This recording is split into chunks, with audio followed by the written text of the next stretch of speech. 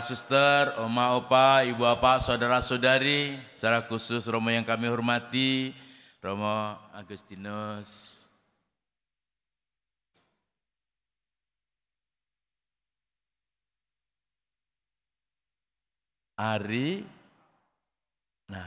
Bagian terakhir tadi itu mau sampaikan, hari ini nama beliau disebut dalam Alkitab, amin. Sebagai pewarta, Romo Pewarto yang hebat, yang luar biasa. Tepuk tangan untuk Romo Pewarto. Pertama kami ucapkan terima kasih kepada Romo Ari Pewarto yang berkenankan kami untuk ikut misa dalam Pranekaristi ini.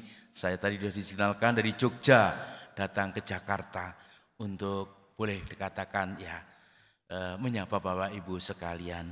Hari ini kita diajak untuk merenungkan sabda Tuhan.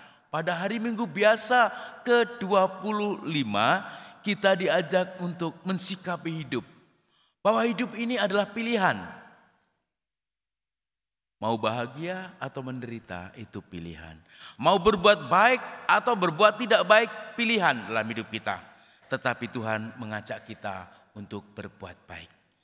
Mengabdi Mammon atau mengabdi Allah adalah juga pilihan. Tapi Tuhan mengingatkan kita tidak boleh mengabdi dua-duanya karena sama-sama pasti tidak akan boleh katakan tidak dikatakan dalam bacaan Injil itu kamu tidak dapat mengabdi kepada Allah dan kepada Mammon. Hal-hal yang kerap kali kita ungkapkan Mammon, kerap kali menjadikan apa sih Mammon?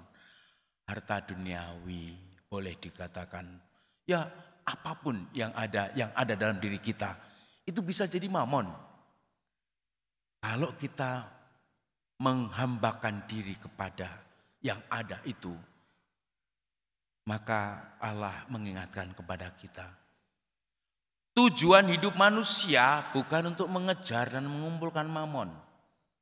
Tapi harapannya adalah Mammon bisa menjadi sarana untuk kita pertama-tama memuliakan Allah, kedua mungkin menemukan Allah, dan yang ketiga kita bersahabat dengan Allah dengan apa yang kita miliki.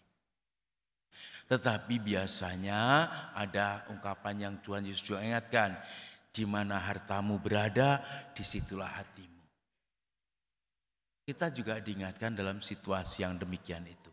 Bapak Ibu lalu bertanya dalam hati, sebagai murid-murid Kristus, boleh enggak sih kaya? Harus kaya. Sebagai murid Kristus kita harus kaya. Amin Bapak Ibu. Semuanya harus kaya. Kaya akan iman, harapan, dan kasih. Setidak-tidaknya kita memiliki itu. Syukur Tuhan karena kebaikannya menyempurnakan dengan kekayaan duniawi yang sudah dimaknai juga dengan iman kita. Maka kekayaan kita itu bukan lagi Mammon yang menjadi penghalang untuk menjadi ketemu Allah. Justru menjadi sarana untuk menemukan Allah. Orang kaya wajib.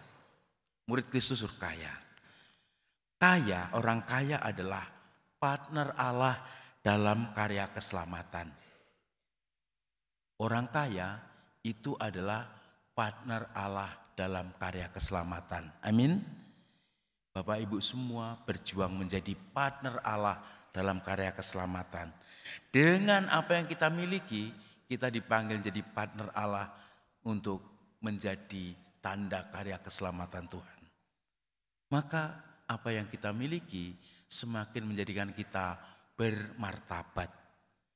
Caranya seperti yang Romo Pewarto tadi katakan pada awal, yang mengajak kita semua untuk melihat bahwa kita diajak untuk setia dalam hal-hal kecil. Mengelola yang kelihatan dunia ini mungkin dianggap kecil.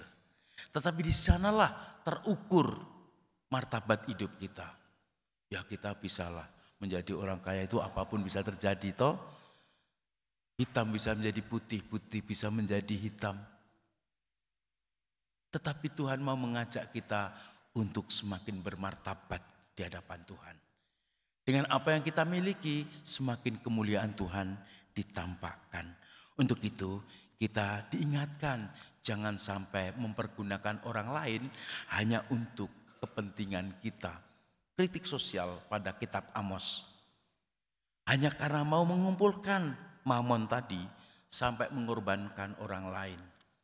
Ada patah mengatakan, dengan uang aku bisa menyelamatkan orang, tetapi bisa jadi karena uang orang lain menjadi korban kita. Ada. Atau lebih tepat juga bisa mengatakan, orang lain itu bisa kutolong karena uang, karena mamon, tapi juga bisa jadi orang lain kukorbankan karena untuk mendapatkan mamon. Bisa dibalik maknanya. Nah, kita harus memilih mana yang Tuhan kehendaki dalam hidup kita. Semoga dengan apa yang kita miliki, apa yang Tuhan percayakan dalam hidup kita, semakin kita bermartabat dan mulia di hadapan Tuhan. Terpujilah Tuhan kita Yesus Kristus sekarang dan selama-lamanya. Amin.